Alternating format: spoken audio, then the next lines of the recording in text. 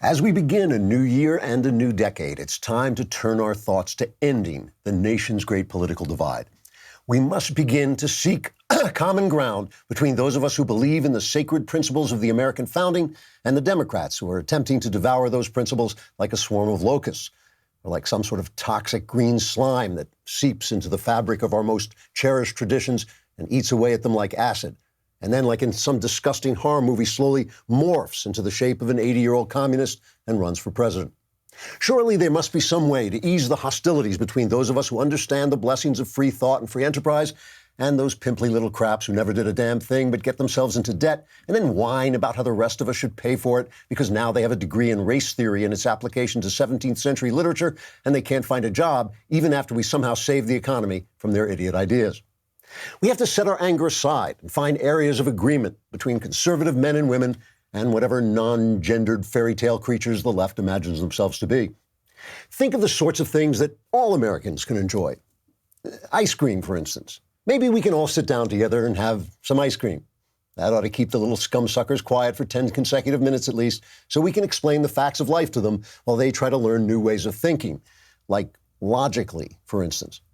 Then hopefully we can get to November and crush the lot of them and drive them before us and hear the lamentations of their women. Not that their women have stopped lamenting for 10 minutes at a time ever. So, Happy New Year to all Americans and to the Democrats as well. Trigger warning, I'm Andrew Klavan, and this is The Andrew Klavan Show. I feel hunky-dunky, life is tickety-boo. Birds are winging, also singing hunky-dunky-doo. Ship-shaped, ipsy-topsy, the world is zippity-zing. It's a wonderful day, hurrah, hooray! It makes me want to sing. Oh, hurrah, hooray! Oh, hooray, hurrah! Well, I had just a terrific holiday in New York, and I hope you had a terrific holiday wherever you were, and I hope this new year and the new decade brings you nothing but blessings and peace. And one of the things that really helped me enjoy my break is that as Christmas approached, I made a resolution to stop tweeting in order to avoid unhelpful political conflicts interfering with my holidays. I broke this non-tweet resolution only twice, and both times it was in anticipation of my New Year's resolution, which is to talk more about the things that matter and less about nonsense. One of my Twitter violations was I tweeted out my final Christmas column for the Daily Wire. The column was about how I read some of the sayings of Jesus Christ and what I think he means when he was telling us how to live, how he means for us to live.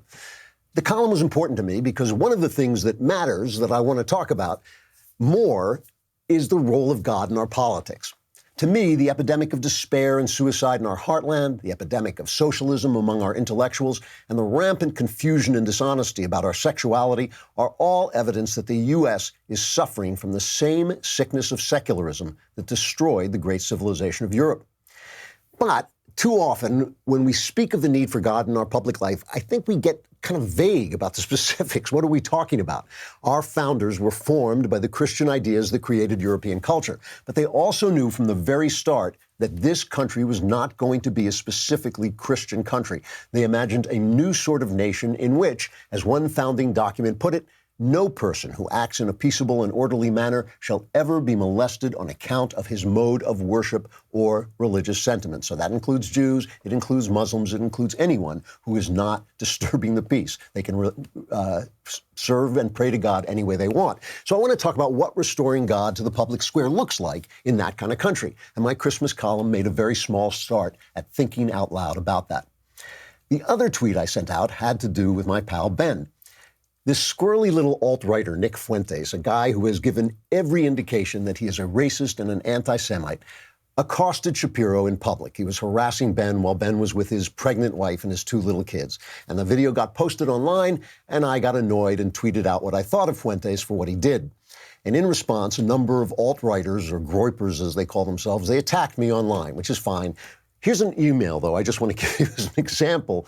Here's an email I received from one of them through my website. Here's what it says, quote, "Used to be a big fan, now I think you're trash. I hope you die in a fire surrounded by your loved ones, you immoral shill."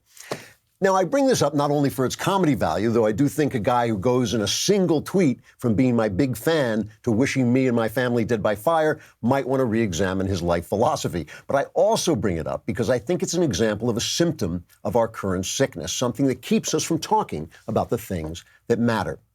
We are surrounded by a static of nonsense and rage, and we have to waste a tremendous amount of our time addressing and responding to it. And while we're responding to it, the real issues, the things that matter, slip away. For example, I think these alt-writers, these groypers like Nick Fuentes, they have some valid criticisms about some aspects of mainstream conservative thought. But to address those problems with race hatred and Jew hatred, or with disruptions at public events and with harassing people on the street with their family, I have zero respect for that. I don't want to respond to that at all. Just because mainstream conservatives may sometimes be wrong doesn't make hatred and thuggish behavior right. How can we even discuss the things that matter when we first have to wade through all that crap and dismiss it? We spend all our time fighting with things like that instead of talking about the actual issues. In the same vein, I have sympathy for people who feel sexually uncomfortable in their bodies, but I don't think they can change their sex. I don't think that's reality, and they have no right to tell me what pronouns to use. I use the pronouns that express my idea of reality, not theirs. I want gay people to be free and happy in their relationships. But there seems to me no question that when a man and woman create a new family out of their bodies, they stand at the center of human experience, and they deserve special treatment and protection from society. I respect Muslim people, but I have strong disagreements with the tenets of their religion as I understand them. And I really suspect that some of those tenets contribute to the violence and inequality that appear almost everywhere Islam is in the majority. Now, I may be wrong in these opinions. That actually happened to me once. But the idea that we can't talk about these important issues without spiraling into anti-factual emotionalism and without trying to destroy one another financially and even physically, this is one more symptom of the secular system that is eating us like a cancer. Because before we can even begin to discuss God, we have to learn to speak to one another like children of God in a spirit of truth-seeking and understanding. So, let me start 2020 with this. I'm willing to talk about anything, and I literally want no one censored or silenced anywhere. But while there's no way of avoiding the nonsense altogether, I want as often as possible to cut through it to the real issues. This year, I want to talk about the things that matter. And we're going to start today, though we only have one day before the Klavanless weekend begins. So you want to just seize on to this moment and grab all the Klavan-y goodness you can. Drink it like water so we can continue laughing our way through the fall of the Republic. And the first thing we're going to talk about is the all-important question of root insurance. You know, you got to have car insurance, right? You can't get in an accident without car insurance. But you don't want to have anybody else's car insurance. You just want to have yours. You don't want to pay for the people who drive badly. You want to pay for your incredibly great driving because that brings the prices of insurance down. Insurance works as a pool. And so if you have to put in just as much as the bad drivers and pay for that, then you are paying for other people's behaviors. Root insurance takes care of that. By removing bad drivers from their equation, Root saved good drivers up to 52% in 2019. In 2019, Root saved good drivers up to 52% and was the fastest growing direct insurance company in the U.S. because Root bases their rates primarily on how you drive, not who you are. Your Root insurance card is available right from your phone, and if you get into an accident, you can file a claim directly in the app. Download the Root Insurance app, drive normally for a few weeks during the Root test drive, and see how much you can save. Give Root a try. Go to the App Store and download the Root Insurance app. Sign up in less than a minute to start your test drive today. That's R-O-O-T. Again, download the Root app today or visit joinroot.com to learn more and see how much you could save. Root reserves the right to refuse to quote any individual a premium rate for the insurance advertised herein. Savings based on national reviews reported by actual customers. Form 1 not available in all states. And this product is not available in California because here in California, we're all nuts. And I hope you're still listening to Another Kingdom. It is coming down. It will be over by the end of this month. It is reaching its climax. Some of the greatest episodes of the whole season, of the whole series are taking place right now. So I hope if you haven't listened yet, you will catch up and listen to it as it unfolds. Speaking about the things that matter and speaking about how we get to those things, there's one important thing that I really want to talk about, which is that as the year was coming to an end, I'm reading the newspaper, and I turned to my wife and I said, I've been reading the newspaper all my life, which is now it's going on, I think, 172 years. And it is amazing. I've never seen this much good news. I mean, you got to cut away. I always talk about this. But when you read the news, one thing you want to cut away from is what terrible thing the experts think is going to happen. If you edit those out with your mind, just edit out anything where the guy says, "Oh my goodness, the invention of this video game is going to destroy our youth." Just cut all that out and find out what actually is happening, because the news is actually things that have happened, not things that somebody thinks are going to happen. So if you just edit it out, the news has been unbelievably good. I mean, there are tragedies, but remember, there's a country of 350 million people, so just because there's a tragedy somewhere, it may raise an issue that is important that you want to talk about, but there's, it's a question of how much tragedy there is. There was a important piece by Matt Ridley, a scientist who talks about how to be a realistic optimist, and he talked about the fact that the 2010s, this last decade, were humanity's best decade ever. And a lot of it had to do with capitalism, a lot of it had to do with property rights, but 28% of all wealth ever created, that's over a fourth of all wealth ever created, was created in the 2010s. Extreme poverty around the world was halved, child mortality rate reduced by a third, life expectancy increased from 69.5 to 72.6 years. I mean, that's an amazing stat right there. Countries with laws protecting women went up. The death rate from pollution went down 19%. Weather-related deaths decreased 95% since the 1980s. Consumption of 66 out of 72 resources is declining. As countries become more sophisticated, they use fewer resources. Like a country like China, which is always trying to catch up, is devouring resources. But once you catch up and once you are doing well, you start to use fewer resources, and you find out. Then that's when you start to have people say, I'm really glad we have jobs and the economy is thriving, but I can't breathe. So could you cut down on the use of pollutants? And okay, we'll cut down the use of pollutants. That's how the air gets cleaned up. And not free countries are down from 34%. It used to be a third of countries were not free, and now it's down to 26%, only a fourth of countries not free. Too much, but still. So, we spend all this time talking about nonsense. And this is the thing, when I had a couple of weeks during Christmas to watch the news but not have to comment on the news, I just could watch the mechanisms and the structures by which people talk. And here's stuff that happens, right? There'll be an event. I'll make one up. Let's not get specific. I'll make one up. A fireman charges into a burning building and carries a woman out through the flames, and he's a hero. And somebody will say, well, this just re-emphasizes the patriarchal idea that men have to take care of women. Somebody says, it's just obviously an insane person talking.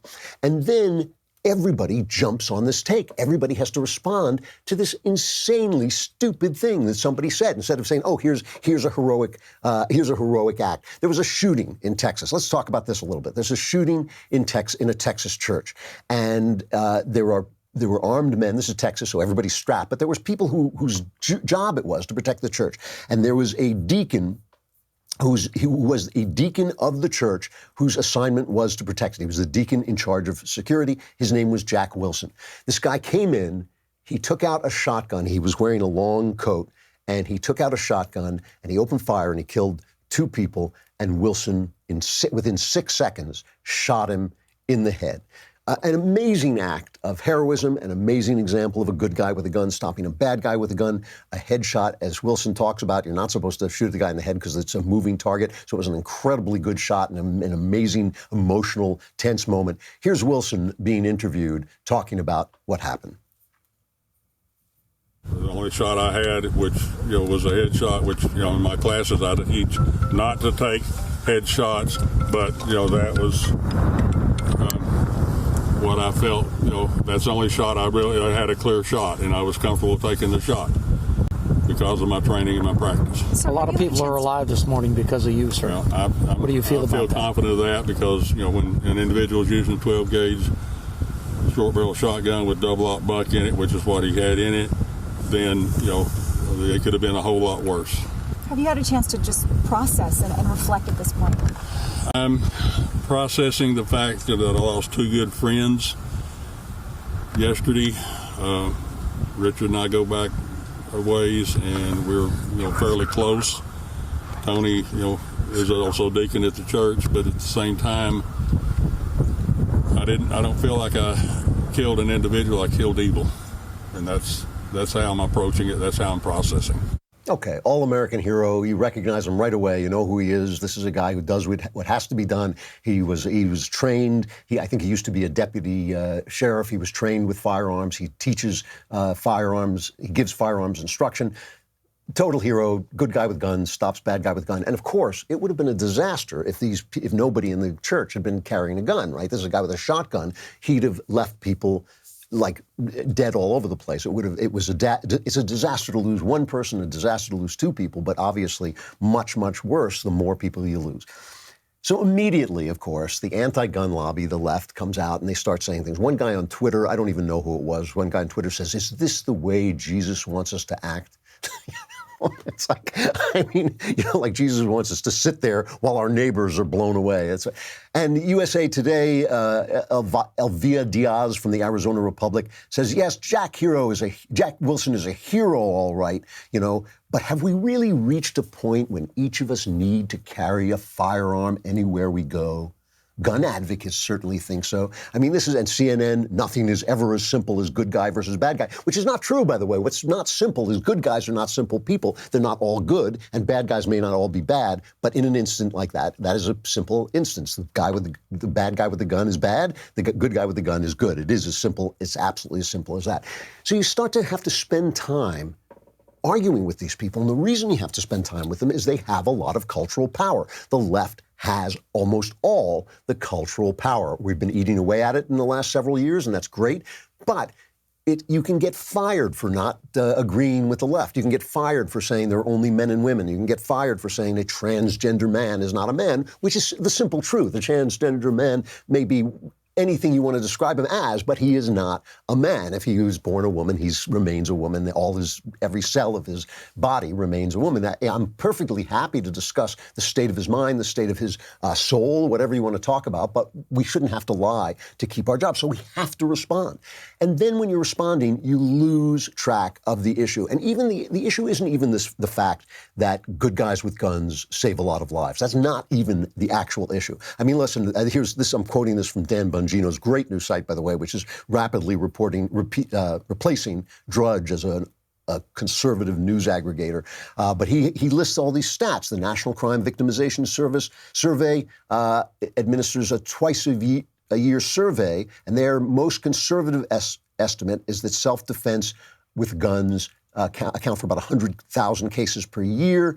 A survey in 1994 by Bill Clinton's CDC found that people scare intruders away with guns 500,000 times a year. Obama's CDC conducted a gun control study, finding that almost all national survey estimates indicate that defensive gun uses by victims are at least as common as offensive uses by criminals. So good guys with guns are equal to bad guys with guns.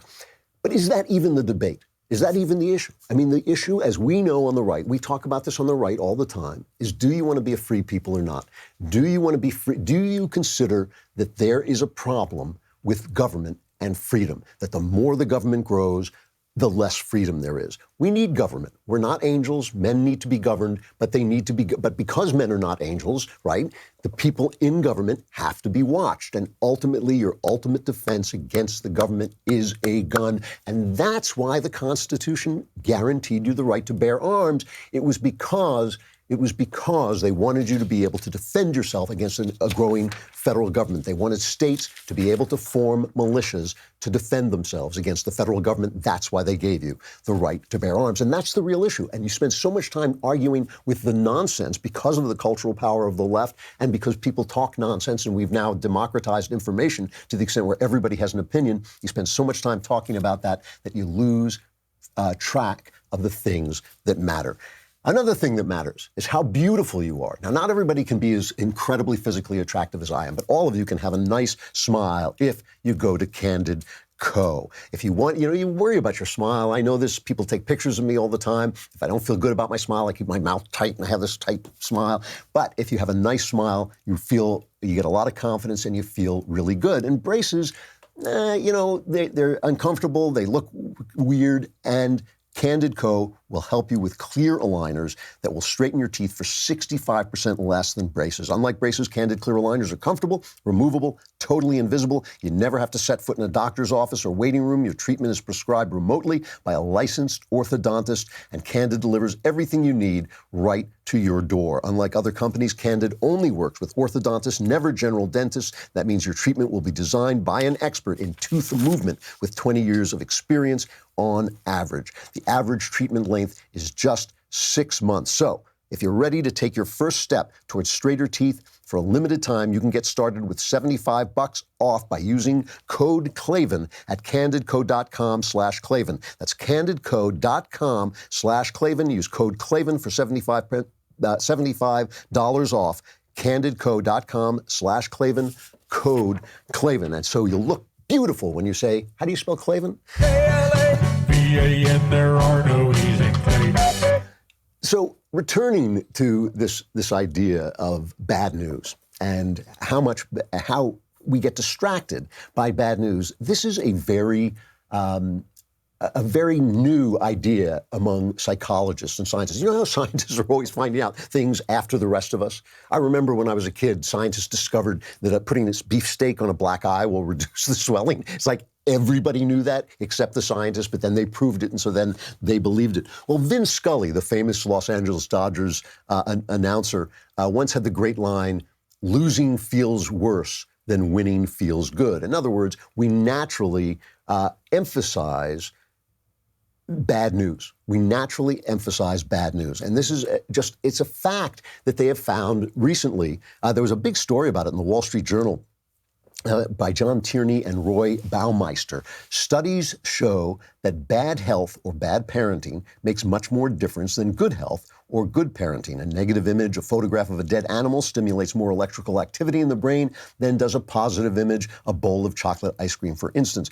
The pain of criticism is much stronger than the pleasure of praise. A single bad event can produce lifelong trauma, but there is no psychological term for the opposite of trauma because no good event has such a lasting impact. And obviously this makes sense because if you think about it in evolutionary terms, the guy who worries is the guy who survives. Right? If you're worried about the big animal coming and eating you, you're going to look out for the big animal coming and eating you, and you're going to survive, while the guy who's sitting around going, life is grand, everything is tickety-boo, is going to be gone in an instant, right?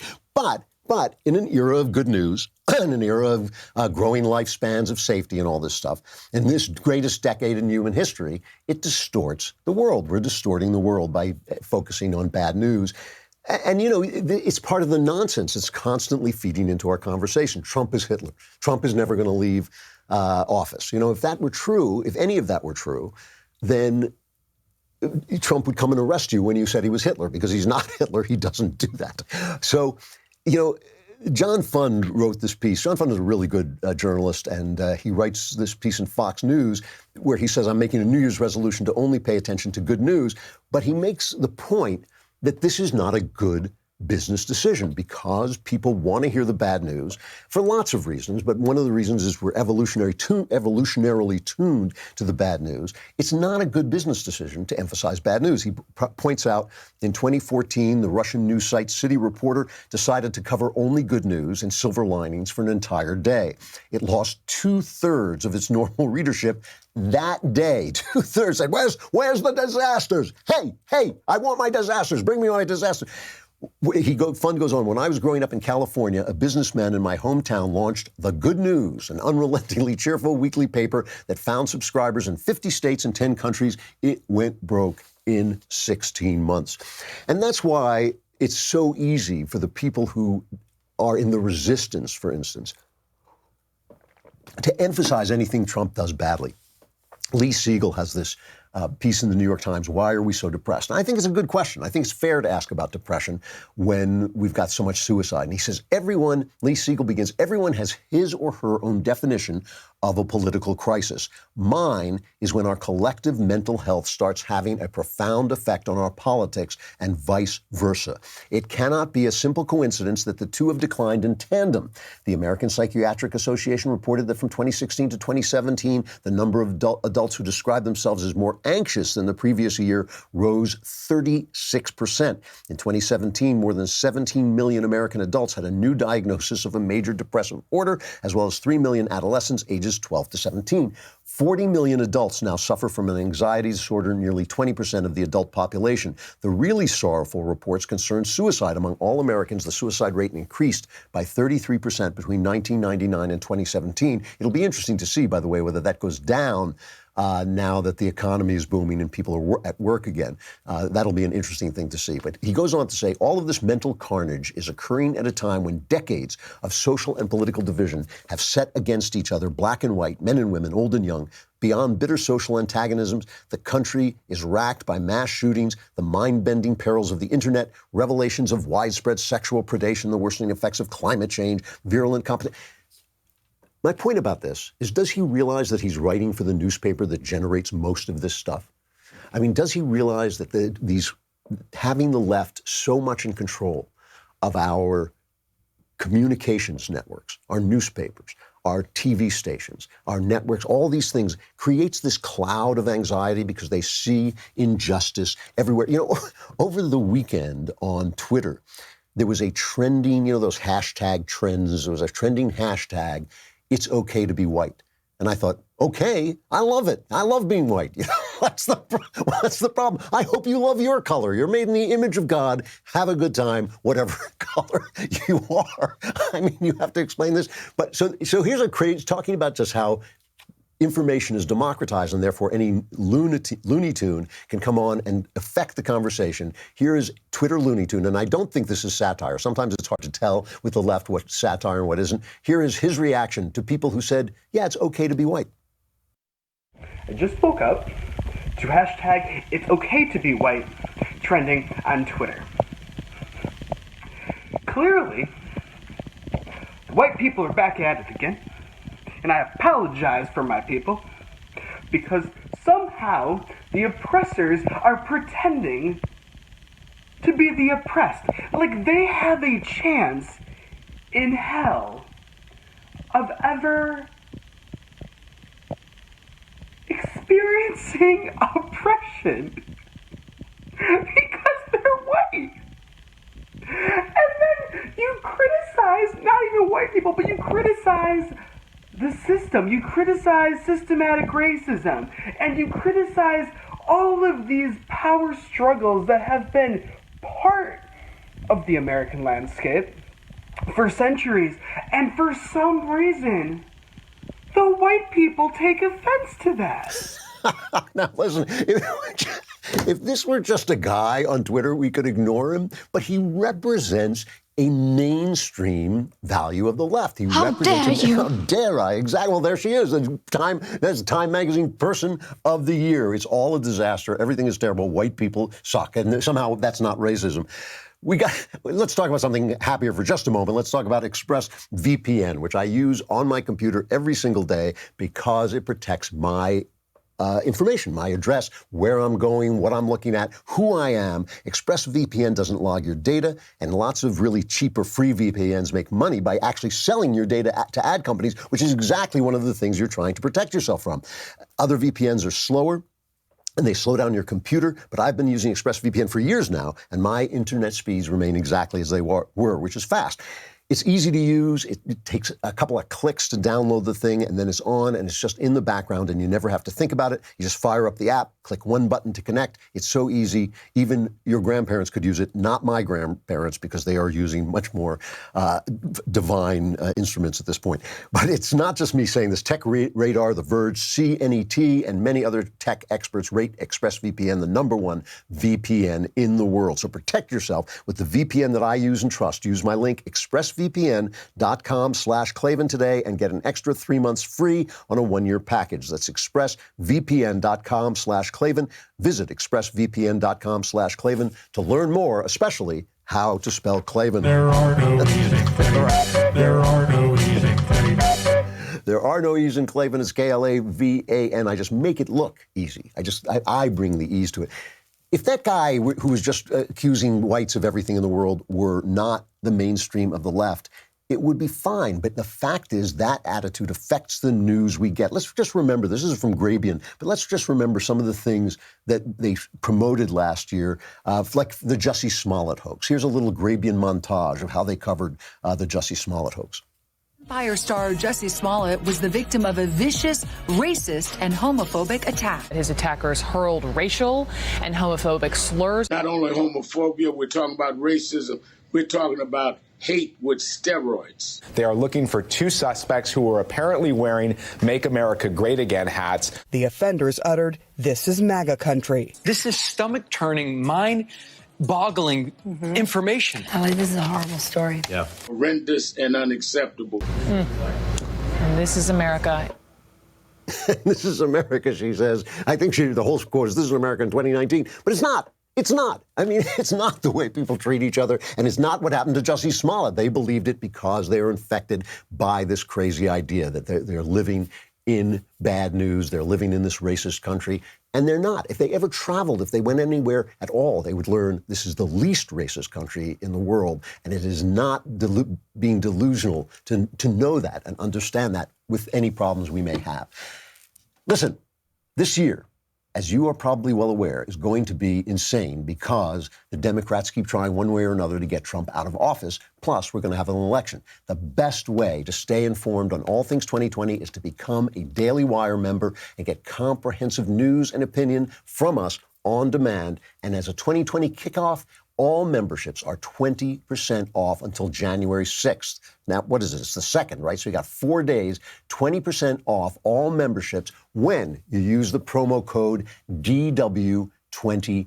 You can remember that as Daily Wire 2020. Members get our articles ad-free, access to all of our live broadcasts and show library, the full 3 hours of The Ben Shapiro Show, select bonus content, access to the mailbag, and more. Plus, our new all-access tier gets you into live online Q&A discussions with me, with Ben, with Matt Walsh and Michael Knowles, plus our site's writers and special guests. With everything going on, you can turn to us for answers, and we, as always, will deliver. Again, that's promo code DW2020 for 20% off until Monday, January 6th. Join today. Stay informed on all things 2020. Get the truth. It lives here. All right, we got to say goodbye to Facebook and YouTube. Come on over to dailywire.com, and while you're there, subscribe so you can have the full Daily Wire experience in 2020.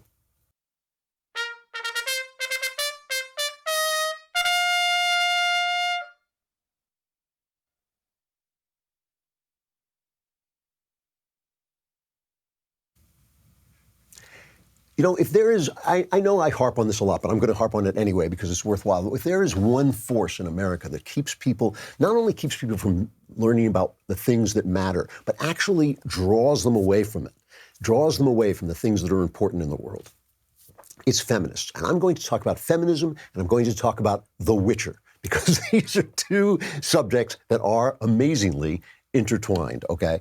There's an advice column in the New York Times, a former newspaper. And in this, it's called T's advice column, Culture Therapist.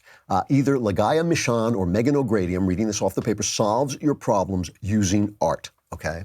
And a woman writes in who has loved the arts, and she says, I'm nearly 40, and I find myself at a crossroads that feels more like a dead end.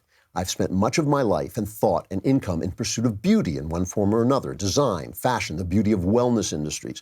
This is very much a professional hazard. My career in glossy magazines and advertising as a photo editor is all about making beautiful images of beautiful things that I've selected and make them look even more beautiful.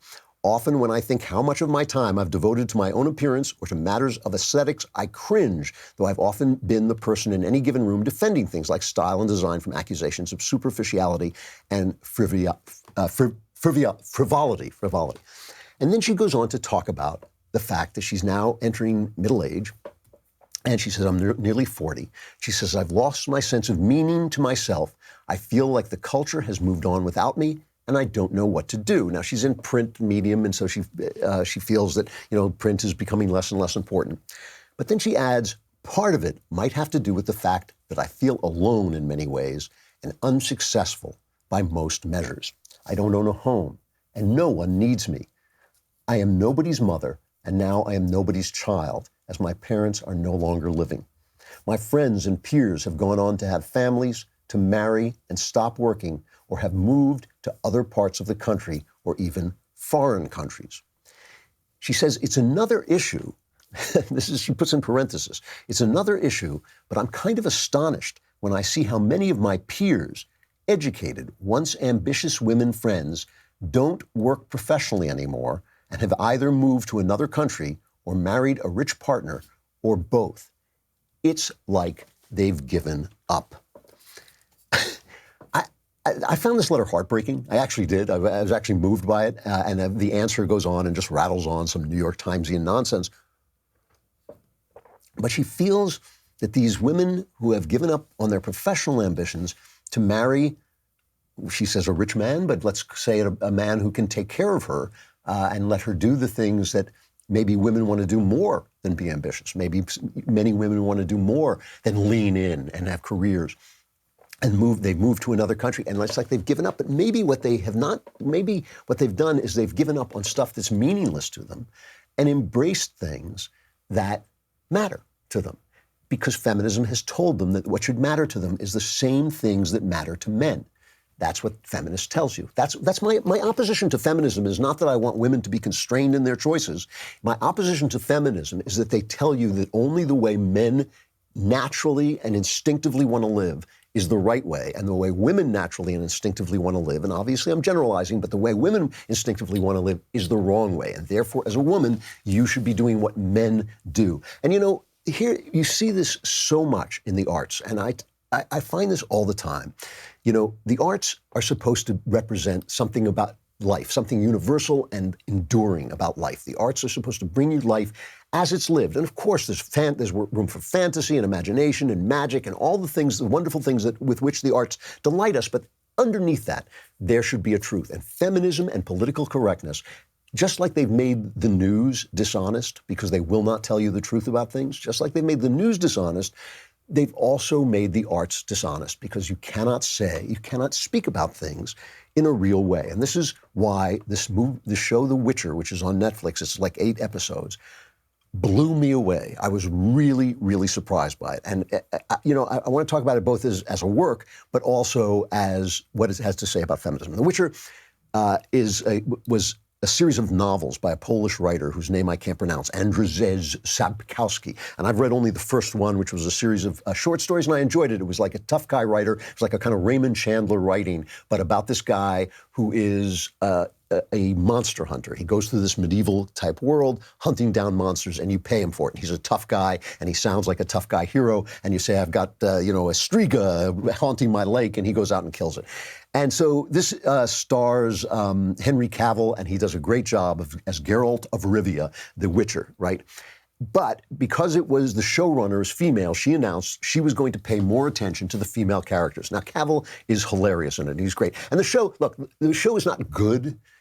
People were comparing it to Game of Thrones, but, it was very shallow in its world building, and it was just kind of, telling these stories. You could hardly tell what people's motivations were, but it was intensely watchable. It was lots and lots of fun. So it wasn't great art, but it was lots and lots of fun, and the monster fights were great, and Cavill was absolutely hilarious. He really got the part, and he really delivered it with a lot of humor.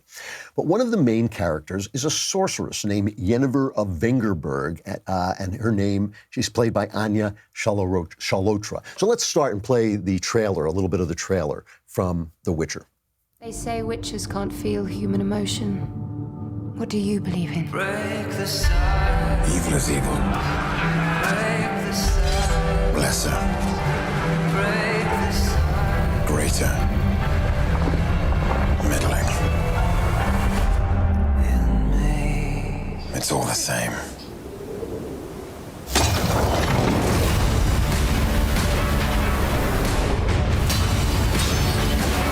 Princess Cirilla is your destiny. I can't protect her. If you dismiss it, Geralt! You will unleash true calamity upon us all. I'll take that chance. So It's lots of fun, like I said. And I think I forgot to mention, it's based on the novels, but the novels gave rise to an incredibly popular series of games. They're role-playing games. I can't play role-playing games because I always get stuck in the tavern. I can never figure out which questions to ask the tavern keeper, so I never get to the fighting, so I don't enjoy them. But it's an incredibly popular series of games. People just love it. They say the latest one is just great. I think it's number 3. So it's based on all that. It's very popular. And so the lady who made the show, the showrunner, Lauren Schmidt-Hissrich, announced she was going to pay attention to the women.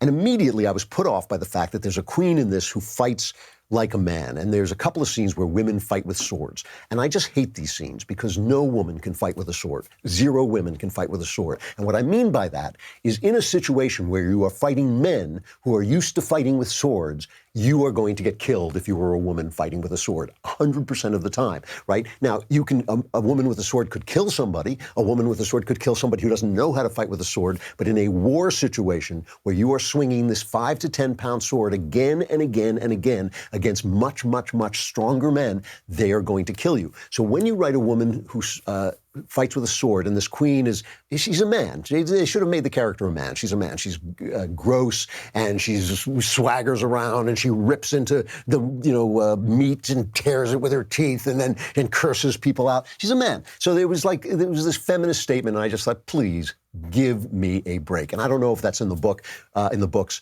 but I just thought, give me a break. This is not the way any woman behaves. But in the meantime, there is a main character, this character Yennefer, who is an ugly humpback who finds that she has magical powers and is trained to be a wizard, a mage. And she becomes powerful through her magic, with which I have absolutely no problem because magic is part of the story, right?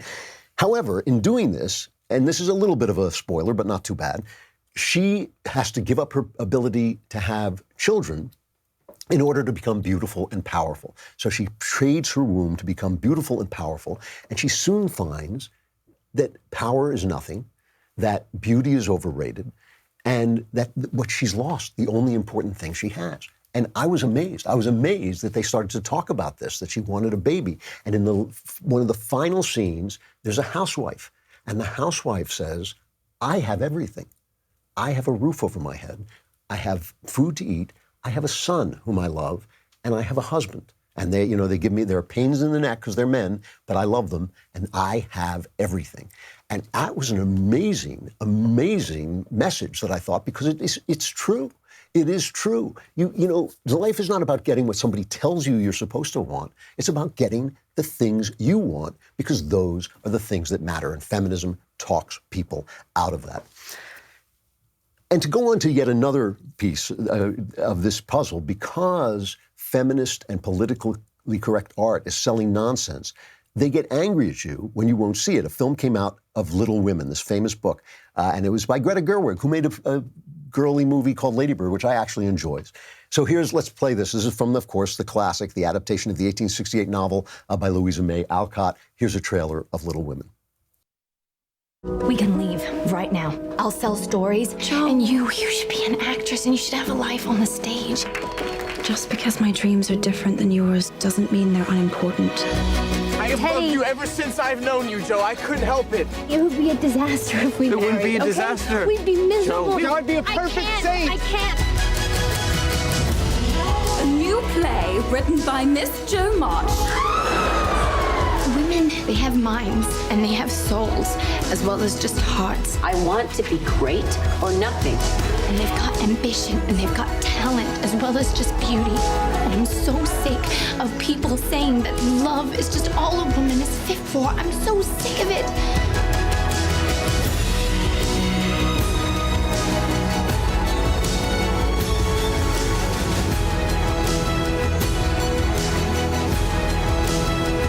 Some natures too lofty to bend. So yeah, I'm not going to see it either. And the reason is I don't want to be lectured. I don't want to be lectured about what women are. I want to see a story. I want to see stories that matter to me, that delight me. And so the New York Times is angry. Men are dismissing Little Women. What a surprise, writes Christy Eldridge. Unconscious bias has seemed to trickle down to the casual male viewer as well. If Twitter is any indication, the New York Times critic Janet Maslin recently tweeted her surprise at the active hostility about Little Women from men I know, love, and respect. And she described the movie's problem with men is very real. Someone tweeted in response, it's not a problem, we just don't care.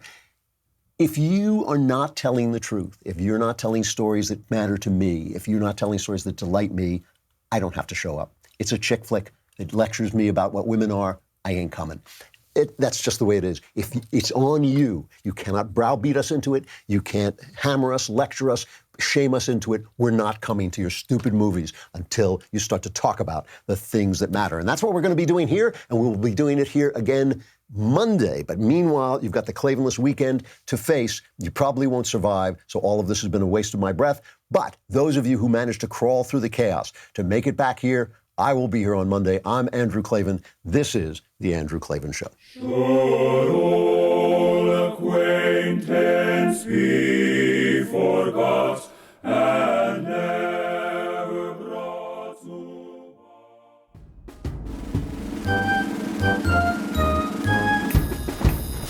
Oh, hooray, hurrah!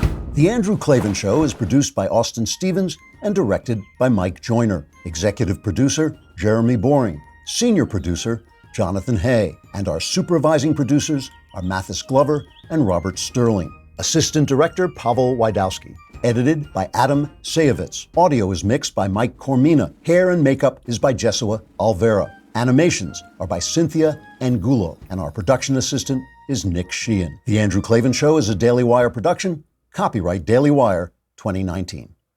If you prefer facts over feelings, aren't offended by the brutal truth, and you can still laugh at the insanity filling our national news cycle, well, tune in to The Ben Shapiro Show. We'll get a whole lot of that and much more. See you there.